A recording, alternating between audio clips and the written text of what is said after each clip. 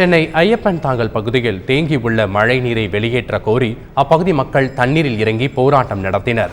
சென்னை ஐயப்பன் தாங்கல் பகுதியில் உள்ள மதுரம் நகர், சாய் நகர், தனலட்சுமி நகர் உள்ளிட்ட 10க்கும் மேற்பட்ட பகுதிகளில் மழைநீர் தேங்கியுள்ளது. இதனால் துர்நாற்றம் வீசுவதுடன் தொற்றுநோய் அபாயமும் உள்ளதாக மக்கள் குற்றம் சாட்டியுள்ளனர்.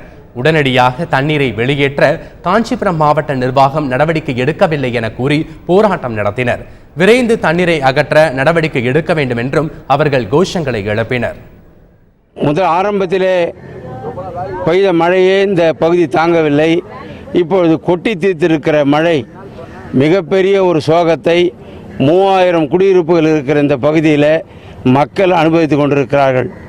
இந்த மக்கள் கேட்பதெல்லாம், எங்களுக்கு நிவாரணம் தேவையில்லை, எங்களுக்கு இலவச பொருட்கள் தேவையில்லை, எங்களுக்கு தேவையான ஒன்றே ஒன்று, இங்கே தேங்கி இருக்கிற தண்ணீரை அப்புறப்படுத்த வேண்டும்.